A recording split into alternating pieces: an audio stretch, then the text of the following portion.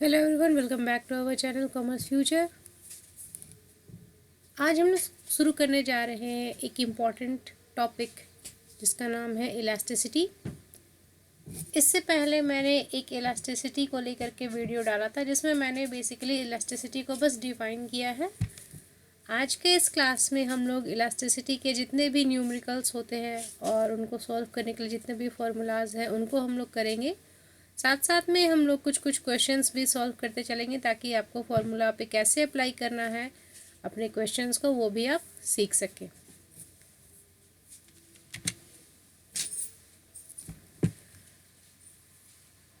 हम लोग अभी कंटिन्यू करेंगे पिछले थोड़ा सा जो हमारा टॉपिक कवर कर रखा है हम लोगों ने उससे ही। पहले हम लोग थोड़ा सा थ्योरी को देख लेते हैं, उसके बाद हम लोग न्यूमेरिकल्स पे आएंगे क्योंकि थ्योरी यहाँ पे है। मैंने यहाँ पे लिंक करने की कोशिश किया है कि जितने भी तरीके की इलास्टिसिटी है सभी को हम लोग एक फ्लो में पढ़े ताकि आपको जो है एक कंटिन्यूटी मिले जिससे आपको समझने में जो है वो मदद मिलेगा। तो सबसे पहले इलास्टिसिटी का कॉन्सेप्ट कहता क्या है, इसमें हम लोग मेजर करते हैं किसका, rate of change in the quantity demanded का किसके साथ में, due to change in the price of a commodity, income of a consumer, price of a related commodity and change in the advertisement expenditure. इनके कारण से अगर किसी भी तरीके का चेंज होता है हमारे क्वांटिटी डिमांड में तो उसके रिलेशन को हम लोग जो पढ़ते हैं उसको हम लोग क्या कहते हैं, इलास्टिसिटी ऑफ डिमांड। अब यहाँ पे qualitative relationship between the quantity demanded and ये क्या डिपेक्ट कर रहा है, किस बारे में बात कर रहा है हमारा, तो क्वांटिटी डिमांडेड का रिलेशनशिप किसके किसके साथ में, तो प्राइस के साथ में, इनकम के साथ में, price of related good, advertisement, expenditure. यहाँ पे ये चारों पॉइंट्स लिखे हुए थे, उन्हीं सभी चारों पॉइंट्स को यहाँ पे फिर से दोहरा करके अलग करके मैंने लिख दिया है ताकि आप उसको जब भी इस पीडीएफ को पढ़े तो आपको ये क्लियर हो जाए। अच्छा, आपको ये पीडीएफ जो है वो हमारे टेलीग्राम चैनल पे अवेलेबल हो जाएगा जिसका लिंक मैं डिस्क्रिप्शन बॉक्स में दे दूंगी। आप उसके थ्रू आप हमारे टेलीग्राम चैनल से जुड़ जाइएगा। उसके बाद में वहीं पे आपको ये पीडीएफ जो है वो आपको वहाँ पे मिल जाएगा। इसको आप डाउनलोड कर लीजिए, जब आपको मन करे तब आप इसको पढ़ सकते हैं। काफ़ी क्रिस्प एंड प्रेसाइज जो है वो मैंने यहाँ पर डिफाइन किया है। 15 या 16 स्लाइड्स हैं मैक्सिमम। इसमें टोटल इलास्टिसिटी आपका जो है मेथड्स के साथ में, फॉर्मूलाज के साथ में कवर किए हुए। चलिए आगे कंटिन्यू करते हैं। इन्हीं सबको ध्यान में रखते हुए हम लोगों ने इलास्टिसिटी को जो है वो बेसिकली 3 कैटेगरी में बांट रखा है। पहला है हमारा प्राइस इलास्टिसिटी, दूसरा है हमारा इनकम इलास्टिसिटी, तीसरा है हमारा क्रॉस और सब्स्टिट्यूशन इलास्टिसिटी ऑफ डिमांड। अब यहाँ पे इलास्टिसिटी ऑफ डिमांड यहाँ पे हम लोग पढ़ते हैं, तो डिमांड इलास्टिसिटी में हम लोग किसके बारे में पढ़ते हैं, सेंसिटिवनेस ऑफ और responsiveness of demand to change in its price. Demand का रिलेशन सिर्फ किसके साथ में, हम उसके प्राइस के साथ में चेंज में हम लोग देखते हैं, तो इलास्टिसिटी ऑफ उसको हम लोग डिमांड कर सकते हैं। Price elasticity of demand usually refer to as a elasticity of demand. Price elasticity of demand को जनरली जो है वो रेफर किया जा सकता है इलास्टिसिटी ऑफ डिमांड के नाम से। ऑल्सो देयर आर, यहाँ पे इनकम इलास्टिसिटी भी होता है हमारा और क्रॉस इलास्टिसिटी भी होता है डिमांड का। अब प्राइस इलास्टिसिटी को थोड़ा सा अलग से और पढ़ लेते हैं। तो the ratio of proportionate change in the quantity demanded of a commodity to the given proportionate change in its price. जितना क्वांटिटी डिमांडेड हमारा होता है उसमें जो चेंज आता है प्राइस में चेंज होने के कारण उसको हम लोग प्राइस इलास्टिसिटी ऑफ डिमांड कहते हैं। मतलब कि प्राइस में चेंज होने के कारण डिमांड में जो बदलाव आ रहा है उसको हम लोग प्राइस इलास्टिसिटी ऑफ डिमांड कहते हैं। यहाँ पे हमारा है प्राइस इलास्टिसिटी ऑफ डिमांड। अगर हमको निकालना होता है तो उसका हम लोगों का फॉर्मूला क्या है, percentage change in quantity divided by percentage change in price. जितना परसेंट से हमारा क्वांटिटी डिमांड में जो है चेंज होगा उसको हम लोग डिवाइड किससे करेंगे, परसेंटेज चेंज इन प्राइस से। ठीक है। अब यहाँ पे Q is equal to quantity demanded, P is what, price. अभी इसी को अगर हम लोग सिंबॉलिक टर्म में लिखे तो हम लोग इस तरीके से इसको हम लोग लिख सकते हैं, delta Q by Q into 100। यहाँ पे करेंगे तो ये मेरा परसेंटेज में आ गया, और यहाँ पे delta P by P into 100 ये भी मेरा क्या हो गया, परसेंटेज में आ गया। ठीक है। इसी को अगर हम लोग चाहें तो डेल्टा Q बाई Q और delta P by P is equal to हम लोग delta Q by Q into P by delta Q, P by delta P हम लोग इसको लिख सकते हैं। अगर इसको थोड़ा सा ब्रेक करना हो, जैसे कि ये हमारा है ना थोड़ा सा मैथमेटिकल है, यहाँ पे Q बाई Q है, दूसरे यहाँ पे डिवाइड में दूसरे साइड में गया तो क्या हो जाएगा, ये नीचे वाला P जो है ये ऊपर चला जाएगा और यहाँ पे ये जो डेल्टा P है ये हमारा नीचे आ जाएगा। इसको थोड़ा सा और सॉल्व करेंगे तो हमारा क्या हो जाएगा, मतलब कि इसी चीज़ को अगर लिखे तो delta Q by delta P एक साइड में बस कर दिए यहाँ पे इसको, बाकी मल्टीप्लाइड में है, आप इसको यहाँ पे a इंटू बी लिखो या b इंटू ए लिखो, सेम ही चीज़ है, लेकिन बस यहाँ पे थोड़ा सा प्रेजेंटेशन के तौर पे यहाँ पे लिख दिया गया delta Q by delta P into P by Q. तो आप इसको जो है वो अगर ज़रूरत पड़े किसी किसी क्वेश्चन में तो आप इसको डिराइव भी कर सकते हैं। बस यहाँ पे याद रखिएगा क्या क्या होता है, percentage change in quantity by percentage change in price. अब यहाँ पे एक हम लोग एग्जाम्पल ले लेते हैं ताकि ज़्यादा जो है वो फॉर्मूलाज पे हम लोगों को क्लैरिटी होता जाए। मेरा मेन पर्पस इस वीडियो को बनाने के लिए यही है कि आप लोगों को जो है वो न्यूमेरिकल्स क्वेश्चंस जो है वो सॉल्व करने आ जाए। बहुत लोग जो होते हैं वो इलास्टिसिटी को समझते तो हैं, इलास्टिसिटी है क्या, फार्मूलाज भी पता है क्या है, लेकिन फार्मूलाज में हम लोग कभी कभी वैल्यूज़ को जो है वो पुट करके उसको सॉल्व करके आंसर नहीं निकाल पाते, तो हम लोग वही आंसर निकालना भी हम लोग यहाँ पे सीख रहे हैं।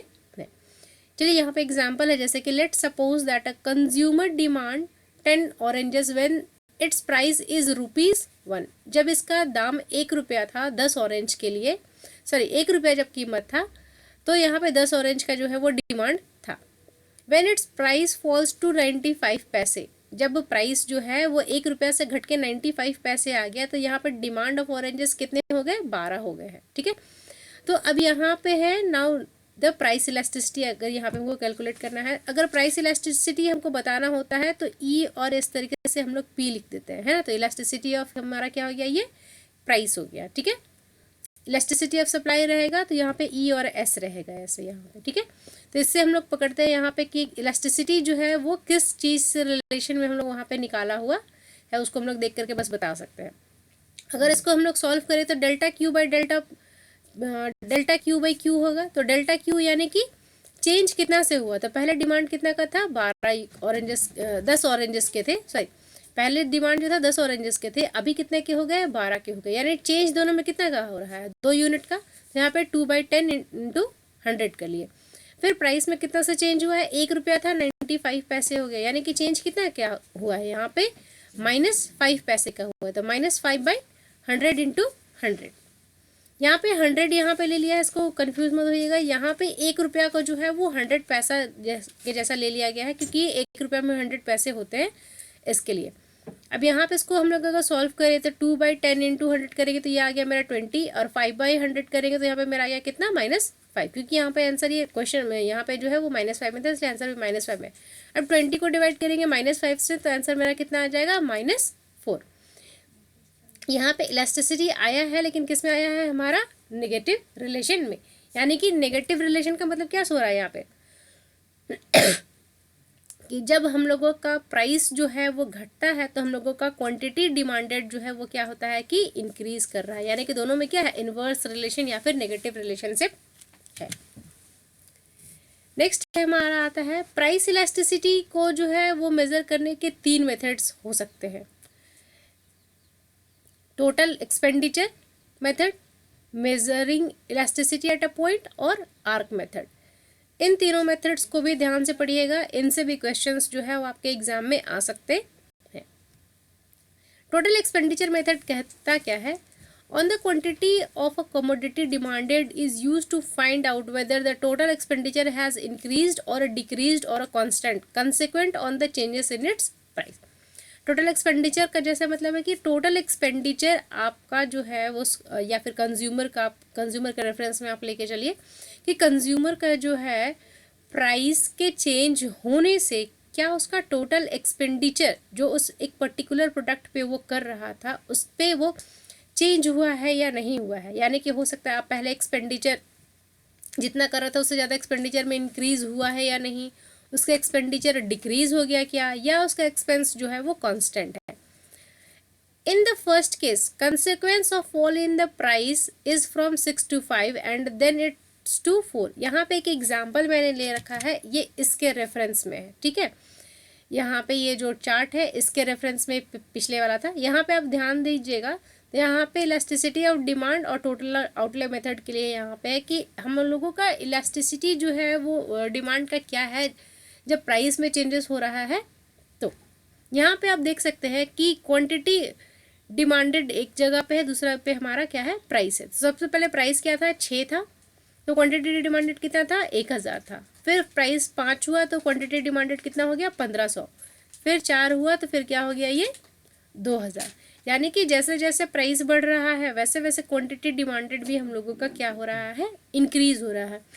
अब इसके कारण हमारा टोटल एक्सपेंस में हम लोग यहाँ पे देखेंगे कि पहले जो है वो खर्च कितना हो रहा था, 6000 रुपये। फिर खर्च कितने करने लगे कोई व्यक्ति, 7500। फिर उसके बाद में चेंज होके कितना हो गया, ये 8000।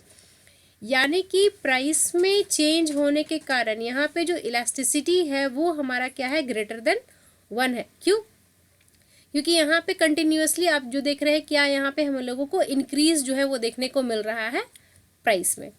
दूसरा केस में यहाँ पे आप देख सकते हैं कि यहाँ पे जब प्राइस 6 था तो 1000 था, 5 हुआ तो 1200 लोग खरीद रहे हैं, 4 हुआ तो लोग 1500 यूनिट खरीद रहे हैं। यानी कि यहाँ पे टोटल एक्सपेंडिचर हर केस में देखिए कि टोटल लोग कितना खर्च कर रहे हैं, 6000 ही खर्च कर रहे हैं। यानी कि यहाँ पे इलास्टिसिटी हम लोगों का कितना है, 1 है। यानी कि यहाँ पे बिल्कुल यूनिट पे ही चल रहा है, चाहे प्राइस किधर भी हो जाए, मुझे इतना से ज़्यादा पैसे जो है वो खर्च नहीं करने इस पर्टिकुलर कमोडिटी पे, ये कंज्यूमर के माइंड में सेट है। तीसरा केस क्या है यहाँ पे हमारा, जब प्राइस 6 था तो लोग 1000 खरीद रहे थे, 5 हुआ तो 1100 खरीद रहे हैं, 4 हुआ तो लोग 1300 खरीद रहे हैं। यहाँ पे क्या देख रहे हो आप कि ये पहले लोग जो है 6000 खर्च कर रहे थे, फिर 5500 खर्च करने लगे, फिर 5200 खर्च करने लगे। यहाँ पे आप लोग क्या देख रहे हैं कि कंटिन्यूअस जो है वो टोटल एक्सपेंडिचर कस्टमर का जो है वो डिक्रीज हो रहा है। इसलिए इसको हम लोग क्या कहेंगे कि ये मेरा इन इलास्टिक डिमांड है। अगर इसी चीज़ को अगर हम लोग यहाँ पे प्रैक्टिकली करें तो इसको इस तरीके से हम लोग दिखा सकते हैं। यहाँ पे ये जो मेरा फेज़ है, यहाँ पे ये मेरा क्या है, इन इलास्टिक वाला फेज़ है। यहाँ पे ये जो मेरा फेज़ है, ये मेरा B2C वाला जो फेज़ है, ये मेरा कांस्टेंट वाला फेज़ है। और यहाँ पे ये जो अपवर्ड इंक्रीजिंग है, ये मेरा क्या है, इंक्रीजिंग वाला, यानी कि इलास्टिक डिमांड वाला है। तो बहुत बार जो है वो ऑब्जेक्टिव टाइप क्वेश्चन में यही पूछ लिया जाता है कि टोटल एक्सपेंडिचर का जो केस में जो है वो किस तरीके से कंज्यूमर जो है वो डिमांड कर रहा है, इसके लिए आप इलास्टिसिटी बताइए कि उसका कांस्टेंट अगर वो खर्च कर रहा है तो उसका इलास्टिसिटी कैसा है, अगर उसका प्राइस के घटने या बढ़ने से उसका कंजम्पशन जो है वो बढ़ रहा है तो उसका इलास्टिसिटी किस तरीके से है।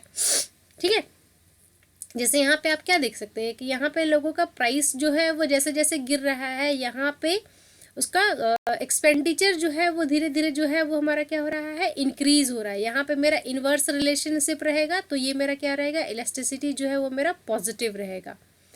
जब यहाँ पे मेरा सेम डायरेक्शन में मूव कर रहा है, यानी कि यहाँ पे प्राइस भी गिर रहा है, साथ साथ में मेरा टोटल एक्सपेंडिचर भी गिर रहा है, तो यहाँ पे मेरा क्या हो जाएगा, ये मेरा इन इलास्टिक रहेगा।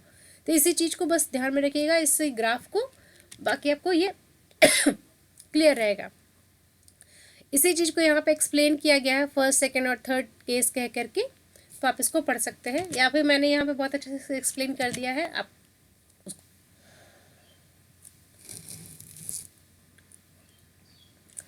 नेक्स्ट हमारा मेथड है measuring elasticity at a point. यानी कि हम लोग एक पॉइंट पे मेज़र करेंगे कि किसी भी कमोडिटी का इलास्टिसिटी क्या है। तो यहाँ पे when price falls from OP0 to OP1 the quantity demanded increases from OQ0 to OQ, यहाँ पे डैश या फिर 1 इसको कह सकते हैं।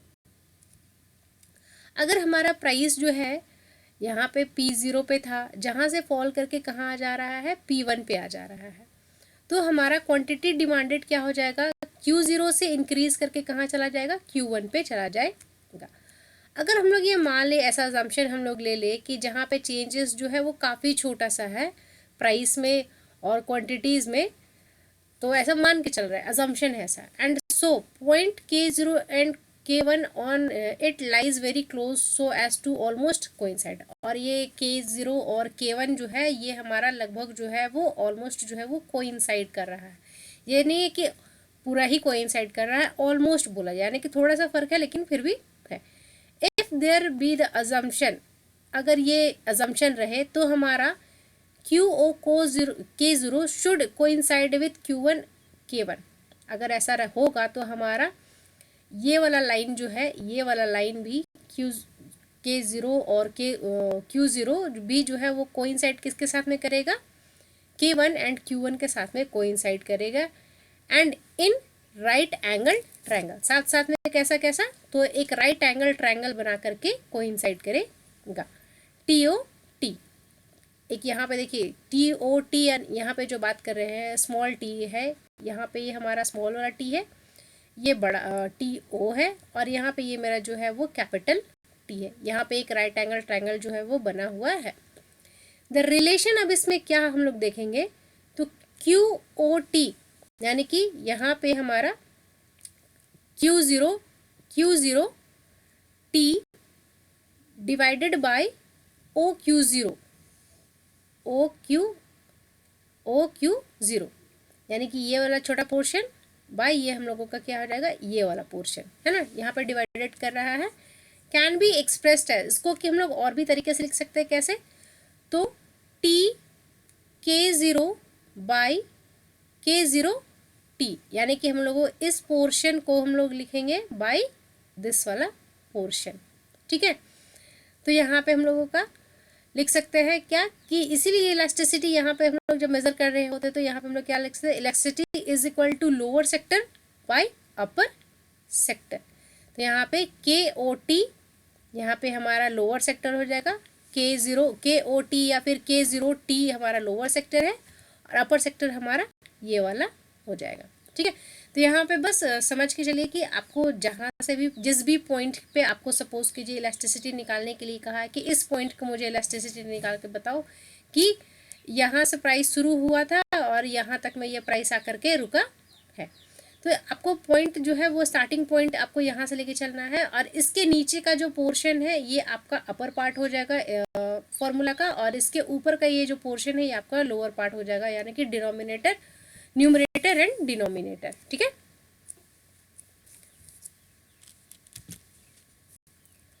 अब यहाँ पे हम लोग पीछे पड़ गए ना पॉइंट इलास्टिसिटी, तो पॉइंट इलास्टिसिटी में एक बात हम लोगों ने देखा कि यहाँ पे हम लोग जो है वो प्राइस जो है वो वेरी स्मॉल चेंज हो रहा है, ठीक है।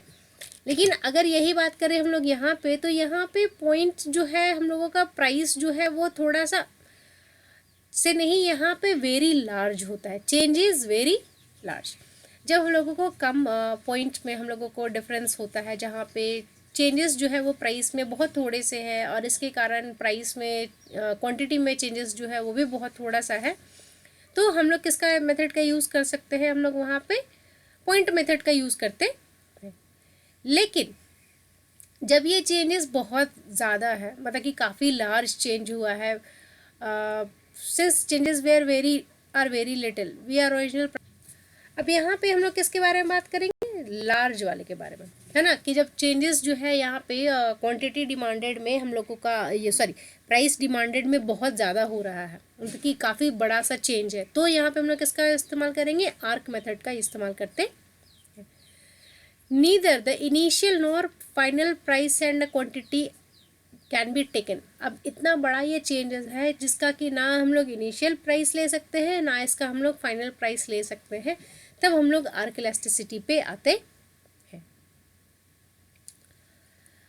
अब यहाँ पे जो हम लोग पॉइंट मेथड जो हम लोग पढ़ के आए थे, उसके लिए यहाँ पे ये ग्राफ है, यानी कि यहाँ पे जो बिल्कुल यहाँ पे बीच में होता है, यहाँ पे ये इक्वल टू मेरा 1 होता है, फिर इधर मेरा जो है इलास्टिसिटी ज़्यादा है, और बिल्कुल यहाँ पे जो है ये मेरा इन्फिनिटी होता है। आप लोग भी ग्राफ्स को माइंड में रखिएगा, तो आपके लिए ये बनाना जो है वो इजी रहेगा, और जैसे जैसे ये एक्स एक्सिस को टच करते रहता है, वैसे वैसे इसका जो है वो इलास्टिसिटी जो है वो ज़ीरो की ओर में चला जाता है। यहाँ पे इलास्टिसिटी जो है वो बिल्कुल ज़ीरो होता है, और यहाँ पे होता है, लेकिन जिसको क्या हम लोग कहते हैं ना, greater than zero but less than 1 वाला सिचुएशन यहाँ पे होता है। यानी कि यहाँ पे ये मेरा एन इलास्टिक है, यहाँ पे मेरा यूनिट इलास्टिक है, यहाँ पे मेरा ये इलास्टिक है, यहाँ पे ये मेरा इन्फिनिटी पे है, यहाँ पे ये मेरा क्या परफेक्टली इन इलास्टिक है, ठीक है।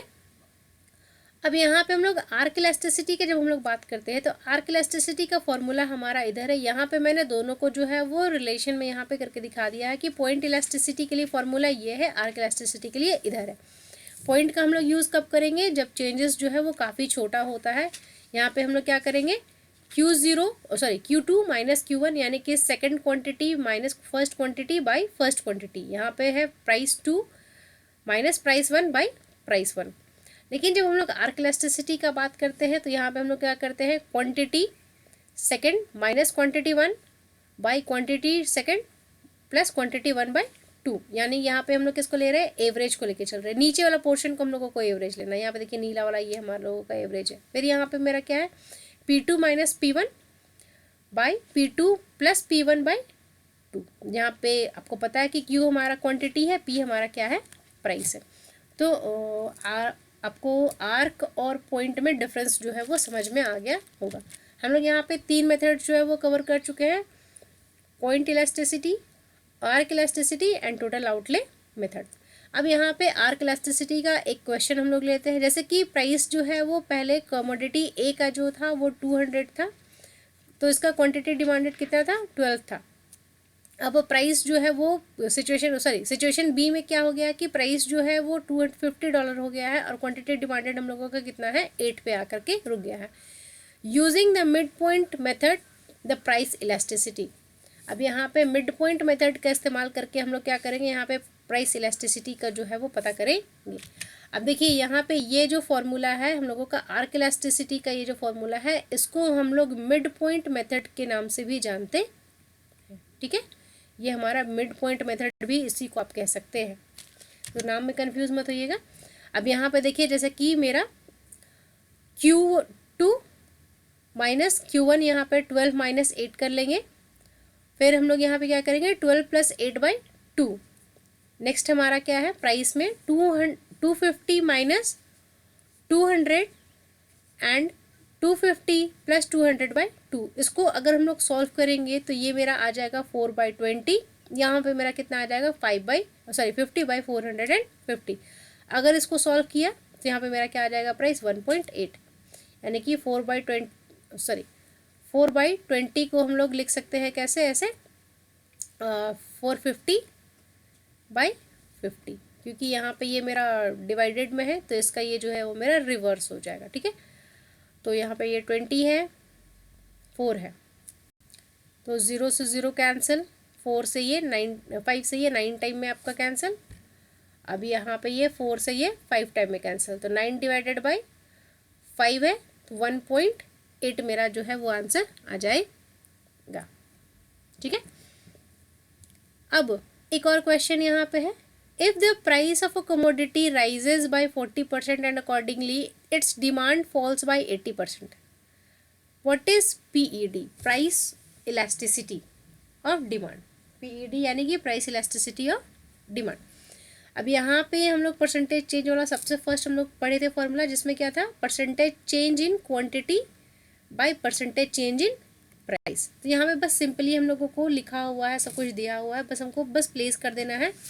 तो 80/40 कर देंगे, यानी कि यहाँ पे क्या है, कमोडिटी का प्राइस जो है वो राइज किया है 40% से, कमोडिटी का प्राइस जो है वो राइज किया 40% से, यानी कि ये मेरा पॉजिटिव है। डिमांड जो है वो फॉल किया है 80% से, यानी कि ये मेरा क्या है, नेगेटिव है।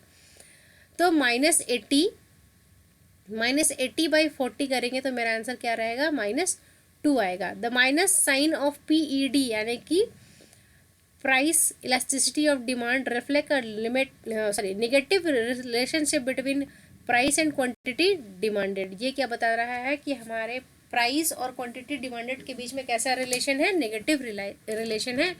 And PED is a pure number, no unit is mentioned. और जहाँ पे हम लोगों का प्राइस इलास्टिसिटी ऑफ डिमांड का बात होता है, यहाँ पे ये मेरा सिर्फ नंबर होता है, किसी तरीके का यूनिट का यहाँ पे हम लोग मेंशन नहीं करते। एक और यहाँ पे क्वेश्चन है, if price of a commodity rises from 8 to 10, price जो है किसी कमोडिटी का राइज कितना से हो गया है, 8 से 10 रुपये हो गया है, and it's quantity fall bye 50%, और उसका क्वांटिटी कितना से गिर गया है, 50% से गिर गया है। What is the price elasticity of demand. यहाँ पे प्राइस इलास्टिसिटी हमारे पूछा गया है, लेकिन यहाँ पे चेंज बताया गया है, यहाँ पे कि कितना % से चेंज हो गया है। ये नहीं कहा गया कि कितना था पहले बाद में कितना हो गया, यहाँ पे हम लोगों को परसेंटेज बता दिया गया है और यहाँ पे हम लोगों को प्राइस में दे दिया गया है। तो अब हमको क्या करना होगा ना कि इसको भी प्राइस के फॉर्म में बदल देना होगा, यानी कि चेंज यहाँ पे मेरा कितना हुआ, 8 से 10 पे हो गया है, यानी कि 2 मेरा कितना हो जाएगा यहाँ पे हम लोग क्या रखेंगे 8 या 10 को, तो यहाँ पे हम लोग रखेंगे किसको 8 को, इंटू हम लोग क्या करेंगे इसको 100, तो 2 4 ज़ा 8, यहाँ पे इसको अगर हम लोग करेंगे तो यहाँ पे मेरा कितना आ जाएगा, ये 25% का चेंज है। अब हम लोग जैसे कि इसको पुट करेंगे तो delta Q by delta P हम लोग यहाँ पे रखेंगे, percentage change in Q by percentage change in P, तो क्यू में कितना से चेंज हुआ है 50% से, पी में कितना से चेंज हुआ है तो 25% से। अब यहाँ पे आप देख सकते हैं कि प्राइस जो है वो राइज हुआ है और डिमांड जो है वो मेरा फॉल हुआ है, तो यहाँ पे इसमें मेरा नेगेटिव का साइन है, तो यानी कि ये मेरा कितना आ गया -2, है ना। यहाँ पे आंसर भी मैंने मेंशन कर रखा है यहाँ पे कि -2 जो है इसका आंसर आएगा। इसी तरीके से क्वेश्चन 3 4 5 यहाँ पे और भी है, तो उसको आप चाहे तो प्रैक्टिस कर सकते हैं। पहले यहाँ पे क्या है, consumer spend ₹100 on good price at 4 per unit, consumer जो है वो 100 रुपये खर्च कर रहा था 4 यूनिट के लिए। When its price rises falls by 50%, the consumer continues to spend ₹100 on that good. Calculate the price elasticity of demand. अब पहले जो है वो कंज्यूमर जो है वो 100 रुपये ही खर्च कर रहा था, अभी भी जो कंज्यूमर जो है वो 100 रुपये ही खर्च कर रहा है, तो हम लोगों को बताना है कि इसका प्राइस इलास्टिक, हम लोग इसको कैलकुलेट कर लेते हैं। प्राइस, अच्छा 100 रुपीज़ जो है वो खर्च किया जा रहा था 4 यूनिट पे, यानी क्वांटिटी डिमांडेड यहाँ पे कितना हो रहा होगा 25 यूनिट खरीदे जा रहे होंगे, है ना, 25 यूनिट खरीदा जा रहा होगा। When its price falls by 50%, consumer still spends ₹100, और जब इसका प्राइस जो है वो आधा हो गया, यानी कि पहले प्राइस 4 रुपया था, आधा हुआ यानी कि कितना हो गया 2 रुपये हो गए।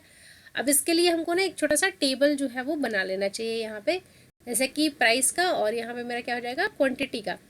प्राइस जब 4 रुपये था तो कितना क्वांटिटी हम लोग खरीद रहे थे 25 यूनिट ले रहे थे, अब प्राइस जो है 50% से गिर गया, यानी कि यहाँ पे ये 2 हो गया, और and when its price fall bye 50, अब कंज्यूमर अभी भी खर्च कितना कर रहा है 100 यूनिट कर रहा है, यानी कि कितना यूनिट ये खरीद रहा होगा 50 यूनिट ही खरीद रहा होगा, क्योंकि 100 का 100 ही खर्च कर रहे हैं, तो 25 इंटू 4 100, 50 इंटू 2 100। अब यहाँ पे हम लोग इसका इलास्टिसिटी चेक करते हैं, तो यहाँ पे फिर वही परसेंटेज चेंज इन क्वांटिटी व परसेंटेज चेंज इन प्राइस हम लोग कर सकते हैं। अब यहाँ पे हम लोगों का परसेंटेज चेंज इन क्वांटिटी, मतलब क्वांटिटी यहाँ से हम लोगों का कितना का चेंज हुआ है, पहले 25 था अब 50 हो रहा है, तो यहाँ पे अगर हम इसको परसेंटेज निकाले क्वांटिटी चेंज का तो 25 बाई मेरा कितना हो जाएगा ये, तो यहाँ पे मेरा परसेंटेज चेंज कितना हो जाएगा 25 बाई 25 इंटू 100, यानी कि क्वांटिटी जो है वो मेरा 100% से चेंज हो रहा है, ठीक है। अगर इसका हम लोग इलास्टिसिटी निकालें तो क्या हो जाएगा, मेरा परसेंटेज मेरा कितना से प्राइस मेरा क्वांटिटी मेरा चेंज हुआ 100 से, प्राइस में कितना से मेरा चेंज हुआ है मेरा 50% से, तो इसका भी आंसर मेरा कितना आ जाएगा 2, ठीक है। तो इस तरीके से आप लोग जो है वो बाकी के क्वेश्चंस भी जो है वो सॉल्व कीजिए और कमेंट करके मुझे इसके आंसर बताइएगा, देखते हैं कितने लोग जो है वो सही बना पाते हैं। नेक्स्ट है हमारा इनकम इलास्टिसिटी। हम लोगों ने अभी तक क्या पढ़ा, प्राइस इलास्टिसिटी, यानी कि प्राइस में चेंज होने से क्वांटिटी डिमांडेड में क्या चेंजेस जो है वो देखने को मिल सकते हैं, और इसके हम लोग डिफरेंट मेथड्स हम लोगों ने किया। अब यहाँ पे क्या है कि इनकम में चेंज होने से कितना चेंज होता है, यानी कि income demand refers to the sensitivity of a quantity demanded for a certain good to a change in real income of a consumer who buys this goods. The formula for calculating income elasticity of a demand is the percentage change in quantity demanded by percentage change in income. अब यहाँ पे हम लोग देखते हैं कि कितना sensitive है कोई प्रोडक्ट किसी कंज्यूमर के इनकम में चेंज होने से। अब कंज्यूमर का इनकम कितना बढ़ रहा है या घट रहा है, उसके रिलेशन में उसका क्वांटिटी डिमांडेड में क्या चेंज हो रहा है, उसी का रिलेशन को हम लोग जब पढ़ते हैं तो उसको हम लोग इनकम इलास्टिसिटी कहते हैं। इसके लिए फॉर्मूला क्या है, percentage change in quantity demanded. यहाँ पे हम लोग तभी से हम लोग पढ़ रहे थे क्या, प्राइस को लेकर के कि प्राइस में चेंज हो रहा है तो क्या हो रहा है, यहाँ पे इनकम को लेकर के हम लोग पढ़ रहे हैं। तो यहाँ पे हर बार क्या होगा, मेरा इनकम में चेंज के कारण जो भी क्वांटिटी डिमांडेड में चेंज होगा उसको हम लोग इलास्टिसिटी में लेंगे। इसको हम लोग अगर लिखना होगा तो यहाँ पे EY यहाँ पे लिखा हुआ है, तो ये आप फिर इसको आपको EI भी कहीं पे भी लिखा हुआ देखने को मिल सकता है, तो इसमें कुछ हैरानी वाली बात नहीं होगी। तो यहाँ पर delta Q by delta Y into Y by Q आप कर सकते। फॉर्मूलाज वही हैं, बस बेस में जो है वो प्राइस के जगह पे आपका इनकम आ जाएगा। अब इनकम इलास्टिसिटी जो है वो किस तरीके के प्रोडक्ट के लिए क्या होता है, किस तरीके का इनकम इलास्टिसिटी जो है वो हम लोगों को देखने को मिल सकता है। तो ज़ीरो इनकम इलास्टिसिटी होता है। यहाँ पे क्या होता है ना कि कंज्यूमर का मनी इनकम जो है वो किसी तरीके का चेंज जो है वो लेकर के नहीं आता है, result in any increase in the quantity demanded of a commodity. अगर कंज्यूमर का इनकम जो है वो इंक्रीज करे या डिक्रीज करे कोई फ़र्क नहीं पड़ता है, क्वांटिटी डिमांड जितना था उतना का उतना ही रहेगा। तो ज़ीरो इनकम इलास्टिसिटी। निगेटिव क्या है? A given increase in consumer income, consumer का इनकम जो है वो बढ़ जाता है by an actual fall in quantity demanded. इसके कारण क्या होता है ना कि किसी भी एक प्रोडक्ट का क्वांटिटी डिमांडेड जो है वो कम हो जाता है। ये जनरली किस तरीके के केसेस में होता है? तो इकोनॉमिकली इन्फीरियर गुड्स के केस में इस तरीके का हम लोगों को देखने को मिलता है। यूनिटरी यानी कि जितना अमाउंट से इनकम चेंज होगा उतना ही अमाउंट से हम लोगों का क्वांटिटी डिमांड भी जो है वो इंक्रीज हो जाएगा। ठीक है, ये हमारा क्या है, नेसेसिटीज़ के रूप में या फिर नॉर्मल गुड्स के केस में, सॉरी नेसेसिटीज़ में भी बोल रही है, यहाँ पे ये मेरा केस क्या होता है, नॉर्मल गुड्स के केस में होता है। ठीक है, जैसे चेंज हुआ वैस जिस डायरेक्शन में इनकम चेंज होगा उसी डायरेक्शन में क्वांटिटी डिमांडेड भी जो है वो चेंज हो जाएगा। इंक्रीज़ किया तो इंक्रीज, डिक्रीज़ किया तो decrease. Income elasticity of a good demand greater than unity. Unity से ग्रेटर किस केस में होगा? यानी कि जितना से मेरा इनकम इंक्रीज हुआ उससे ज़्यादा क्वांटिटी उसका डिमांड हम लोग इंक्रीज करने दिए किसी एक प्रोडक्ट का, तो ये किस तरीके का केस में होता है? लग्जरी के केस में होता है। Income elasticity of a demand less than unity. Less than unity यानी कि जब हम लोगों का जितना अमाउंट से मेरा इनकम इंक्रीज हो रहा है उससे कम अमाउंट से हम लोग क्या करते हैं, उसको क्वांटिटी डिमांड को जब हम लोग बढ़ाते हैं। For a given proportionate rise in a consumer money income there is a smaller proportionate change in the rise of a quantity demanded, the income elasticity of demand is less than 1। इस तरीके के product में हमारा income sorry elasticity जो है वो क्या होता है, लेस देन 1 रहता है। ठीक है, तो यहाँ पे इसमें से बहुत ज़्यादा तो ऑब्जेक्टिव टाइप क्वेश्चन बन सकता है कि किस तरीके का प्रोडक्ट है, लग्जरी है, इन्फीरियर क्वालिटी ऑफ गुड है, नॉर्मल गुड्स है, लग्जरी है, या फिर एक और गिफन गुड्स होता है। इस तरीके का हम लोगों को देखने को मिलता है। तो ये जो है वो एक्सेप्शंस में आ जाता है। आपका स्नॉब इफेक्ट, वेबलन इफेक्ट या फिर गिफन गुड्स, ये सभी जो है वो क्या है, इसके एक्सेप्शंस है इलास्टिसिटी के। यानी कि जितना लोगों का इनकम बढ़ रहा है उतना ही उसका जो है वो क्या क्वांटिटी जो है वो कंज्यूम करना ज़्यादा कर दिया। ये प्राइस से रिलेटेड होता है, जनरली इनकम से रिलेटेड नहीं होता है। तो जितना हम लोग जितना उसका प्राइस बढ़ रहा है उतना उसका कंजम्पशन जो है वो इंक्रीज़ हो रहा है। तो ये किसका हो गया, हमारा गिवन गुड्स का ये मतलब कि नेचर है। फिर वेबलन है, स्नॉब है, इसी तरीके के है। इसके बारे में जिन शब्दों को मैंने कहा है उनको आप गूगल एक बार कर सकते हैं, आप उसको पढ़ सकते हैं। क्रॉस इलास्टिसिटी, क्रॉस इलास्टिसिटी का मतलब क्या होता है, यहाँ पे proportionate change in the quantity demand of Y to a given proportionate change in the quantity price of a change in the price of a commodity X. यानी कि यहाँ पे प्राइस जो है वो बदलेगा एक्स कमोडिटी का और क्वांटिटी डिमांड जो है किसका चेंज हो जाएगा, वाई कमोडिटी का। यानी कि हम लोग अभी तक जो पढ़ते आए थे यहाँ पे चेंज जो था वो क्वांटिटी में भी वाई का था और प्राइस में भी वाई का था, लेकिन यहाँ पे क्रॉस इलास्टिसिटी में जो है वो हम लोग क्या करते हैं, क्वांटिटी हम लोग वाई का लेते हैं तो प्राइस हम लोग एक्स का लेते हैं। It is a measure of a relative change in the quantity demanded of a commodity due to change in the price of a substitute और कॉम्प्लीमेंट्री गुड्स। ये हम लोग क्रॉस इलास्टिसिटी किस रूप में हम लोग कब हम लोग को देखने मिलता है, जब हम लोगों का कॉम्प्लीमेंट्री या सब्सटीट्यूट गुड्स के प्राइस में चेंजेस होता है। Cross elasticity might be infinite और जीरो और slight change in the price of x causes a substantial change in the quantity demanded of y. It is always the case with the goods which have the perfect substitute. जब हम लोगों का infinite change हम लोगों को किस तरीके के गुड्स में देखने को मिलता है, जब ये जो हम लोगों का परफेक्ट सब्स्टिट्यूट गुड होता है। तो क्रॉस इलास्टिसिटी या फिर ज़ीरो इलास्टिसिटी हम लोग कब देखने को मिलता है, जब एक तरीके का ये कॉम्प्लीमेंट्री गुड होता है। If change in the one commodity will not affect the zero will not affect the quantity demanded. Zero कब रहेगा, जब किसी तरीके का कोई चेंजेस जो है वो देखने को नहीं मिलता दूसरे गुड्स के प्राइस में बढ़ने से भी। In the case of a good which are not related to each other cross elasticity demand is zero. ये एक और केस में तब भी हो सकता है जब दो गुड्स के बीच में किसी तरीके का कोई रिलेशन ही नहीं है तो भी। यहाँ पे अब जैसे कि कहिए कि अगर प्राइस बढ़ जाता है, सपोज़ कीजिए कि शू पॉलिश का है ना, शू पॉलिश का प्राइस जो है वो इंक्रीज़ कर रहा है, तो क्या इसका किसी तरीके का क्वांटिटी डिमांड ऑफ पेन से रिलेशन है? नहीं। तो यहाँ पे किसी तरीके का जब रिलेशन ही नहीं है तो इसमें किसी तरीके का हम लोगों का क्वांटिटी डिमांड जो है वो चेंज देखने को नहीं मिलेगा। लेकिन यहाँ पे पर्टिकुलरली यहाँ पे मैंने मेंशन कर दिया है कि जब कॉम्प्लीमेंट्री और सब्स्टिट्यूट रहेगा तो ही हम लोगों का ये वाला इफेक्ट जो है वो काम करेगा। Definition: the cross elasticity is the demand is a proportional change in the quantity demand of quantity of X good demanded resulting from the given relative changes in the price of a related good Y. The cross elasticity of a demand is a measure of a responsiveness of purchase of Y to the change in the price of X. यानी कि हम लोगों का price किसका बदल रहा है, X का, तो क्वांटिटी डिमांड किसका चेंज हो गया, Y का। टाइप ऑफ क्रॉस इलास्टिसिटी हम लोगों का दो तरीके का हो सकता है। ये हम लोगों का एक होता है पॉजिटिव, दूसरा हम लोगों का क्या होता है, नेगेटिव, तीसरा हमारा क्या हो सकता है, ज़ीरो वाला केस जो भी हम लोगों ने पढ़ा।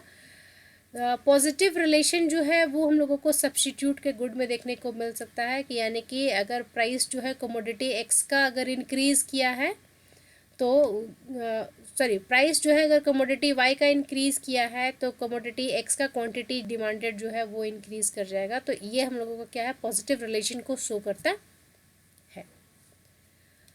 और नेगेटिव रिलेशन जो है वो हम लोगों को देखने को कब मिलेगा, जब ये हम लोगों का कॉम्प्लीमेंट्री गुड्स रहेंगे।